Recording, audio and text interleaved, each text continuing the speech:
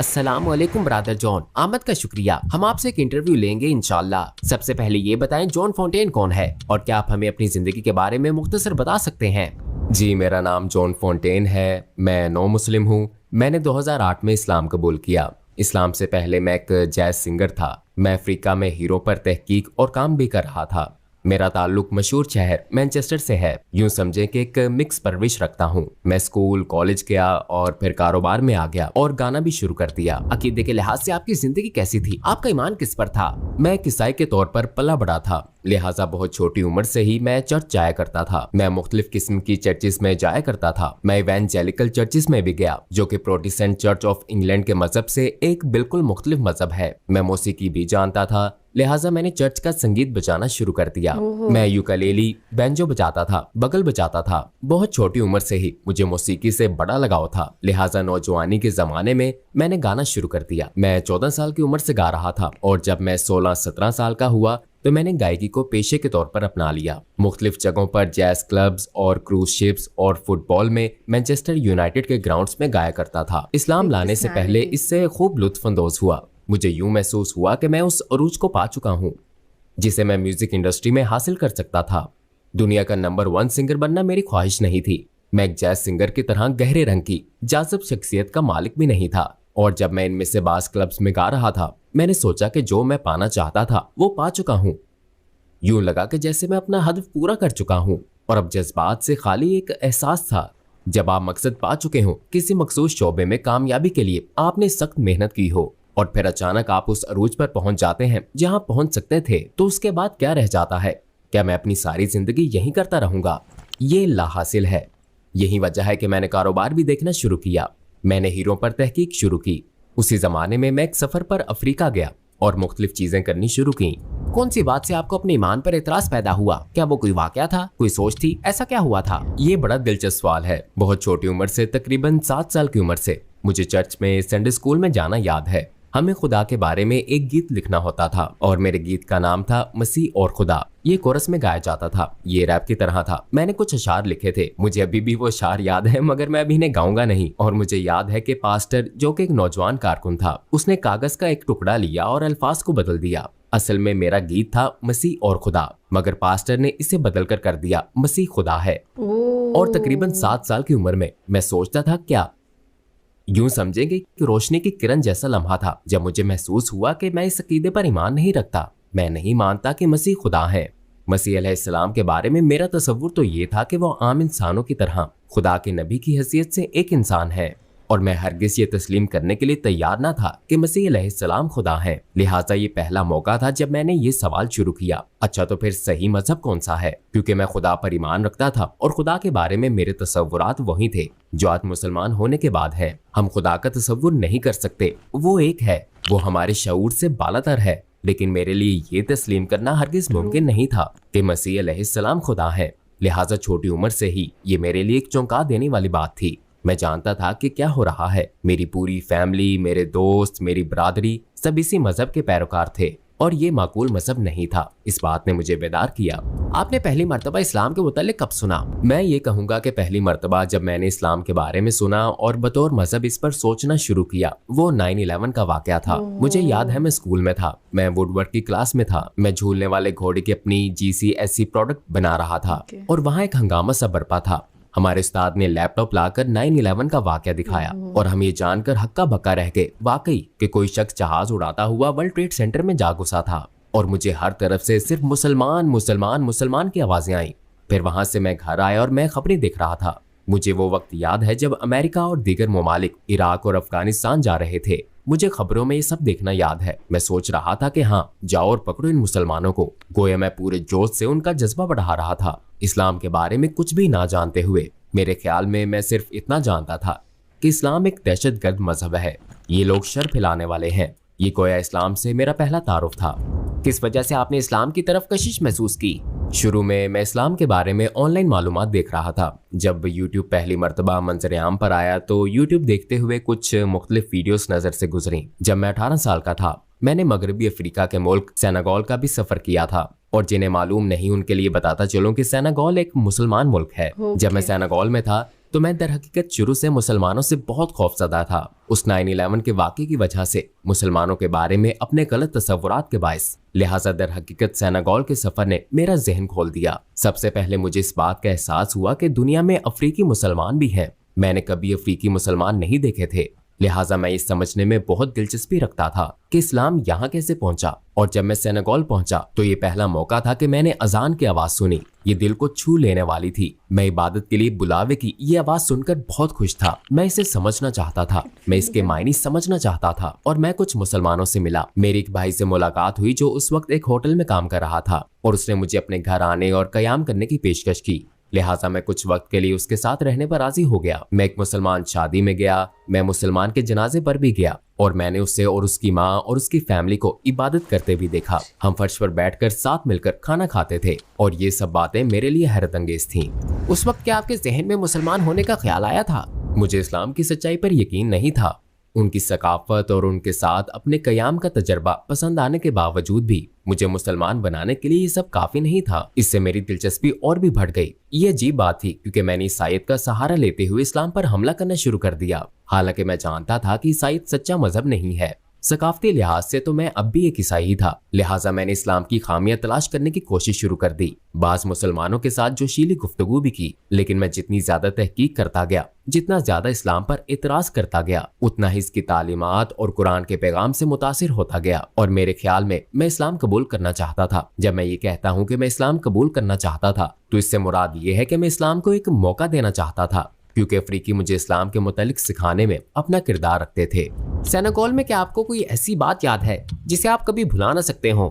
जब मैं 18 साल का था, ये मेरे कबूल इस्लाम से 5 साल कबल की बात है। और जब मैं अपने उस मुसलमान भाई के घर में रह रहा था, उसकी दादी की वफात हो गई। उनकी उम्र 105 साल थी और ये रो रहा था। वो अपने बिस्तर पर बैठा रो रहा था। चनाचे में उसके पास जाकर बैठा। मैंने अपने बाजू से उसे थाम लिया और कहा कि पता है वो एक बेहतर मकाम की तरफ गई हैं। उसने जवाब दिया, मैं उनकी वफात पा जाने पर नहीं रो रहा। उसने मजीद कहा, वो मुसलमान थी, वो जन्नत में जाएंगी इंशाल्लाह। मैं तो इसलिए रो रहा हूँ कि वो बहुत बूढ़ी थी और मैं चाहता था कि वो तुमसे मिले ताकि वो दुआ करें कि तुम मुसलमान हो जाओ। उसकी बात ने मुझ पर बहुत असर किया। मैंने सोचा कि मैं कभी मुसलमान नहीं बनूंगा। ये तुम क्या बात कर रहे हो? मैंने ये बात उसे नहीं कही क्योंकि वो अपनी दादी की वफात पर पहले से ही गमज़दा था, मगर उसकी बात ने मुझ पर बहुत असर डाला। मैंने सोचा कि उस शख्स के लिए ये बात इतनी अहम क्यों है? वो क्यों रो रहा है? अभी तो उसकी दादी की वफात हुई है। वो उनकी वफात पर नहीं रो रहा। वो तो इसलिए रो रहा है कि वो मुझे मुसलमान देखना चाहता है। और यही वो बात थी जिसने मुझे सोचने पर मजबूर किया। वाह, ये शख्स हकीकतन ईमान वाला है। ये इस मजहब पर हकीकी ईमान रखता है। आपने इस्लाम कब और कैसे कबूल किया? मैंने बिलाखिर 23 साल की उम्र में इस्लाम कबूल कर लिया। मैं कोई तहकीक कर रहा था, लेकिन फिर भी मैं उस वक्त गाना छोड़ना और कुछ दूसरी चीजें तर्क करना नहीं चाहता था। और शायद मुझे इल्म भी नहीं था कि मुसलमान कैसे बनते हैं। दर हकीकत मुझे इल्म ही नहीं था कि मैं मुसलमान हो सकता हूँ। मेरा ख्याल था कि आप पैदाइशी मुसलमान होते हैं, यानी ये चीज आपको वालिदैन से विरासत में मिलती है। मुझे नहीं मालूम था कि उन्होंने इस्लाम कबूल किया है। ये मुझे तब मालूम हुआ जब मैं तहकीक कर रहा था और मैंने अब्दुल रहीम ग्रीन और यूसुफ एस्टेस और दूसरे मजहब तब्दील करने वाले लोगों की वीडियोस देखी। तब मुझे एहसास हुआ कि वाह, हकीकतन बहुत से अंग्रेज और अमेरिकी लोग इस्लाम कबूल कर रहे हैं और मैं भी मुसलमान हो सकता हूँ। तो इस चीज ने मुझे फिर से सोचने पर मजबूर किया कि हाँ, ये एक ऐसी चीज है जिस पर मुझे गौर करना चाहिए। तो फिर आपको दावत किसने दी? मैं उस वक्त मिस्र में था और एक मस्जिद में गया। मैंने अपने दोस्त से कहा कि मुझे नमाज पढ़ना सिखाए, लेकिन उसने इनकार कर दिया। उसने कहा, नहीं, तुम मुसलमान नहीं हो। मैंने कहा, खैर मैं ईमान रखता हूँ। मैंने रमजान के रोजे रखे और नमाज पढ़ने की कोशिश की थी। उसने कहा, ठीक है, तुम्हें कलमा शहादत कहना होगा। मैंने पूछा, शहादत क्या है? तो उसने मुझे कलमा शहादत बताया और मैं मुसलमान हो गया। मुझे ऐसा लगा जैसे मेरे कंधों से एक बड़ा बोझ उतर गया हो। मैंने खुद को पाक महसूस किया और अल्हम्दुलिल्लाह मैं पहले ही ईमान रखता था। ऐसा नहीं था कि ईमान बस उसी लम्हे उतरा हो। मैंने हमेशा अल्लाह पर ईमान रखा था। और फिर मैं बरतानिया वापस चला गया। मैंने मस्जिद ढूंढने की कोशिश की और मैं उस वक्त मस्जिद जाने से भी डरता था। मुझे महसूस होता था कि मुसलमान दहशतगर्द हैं। मैं भी मुसलमानों के बारे में मनफी जज्बात रखता था। तो मैं एक जगह गया जो मुझे लगा कि कोई स्कूल है, लेकिन वो स्कूल नहीं बल्कि एक मस्जिद थी। और सुभान अल्लाह, इस्तकबालिये पर एक अंग्रेज मौजूद था। मैं चौंक गया। एक सफेद फार्म शख्स की हैसियत से मस्जिद में दाखिल होते हुए मैं तवक्को कर रहा था कि वहां पाकिस्तानी और अरब होंगे और वहां एक सफेद फार्म आदमी मौजूद था। उसने मेरी मदद की, मुझे फातिहा सिखाई, मुझे छोटी सूरतें और नमाज पढ़ने का तरीका सिखाया। मैं हर रोज वहां जाता, वो मुझे नमाज पढ़ने का तरीका सिखाता था, वो मुझे कुरान पढ़ते हुए सुनता। मस्जिद में कुछ और भाई भी थे, मैं वहां बैठकर कॉफी पीता और वो मुझे सिखाते थे। और इसी तरह मैंने अपना सफर शुरू किया। और आपके इस्लाम कबूल करने पर आपकी फैमिली और आपके करीबी अहबाब का क्या रद्द-ए-अमल था? मेरे ख्याल में शुरू में लोगों ने सोचा कि ये वक्ती चीज है और ये ज्यादा देर नहीं चलेगी, ये इससे बाहर निकल आएगा।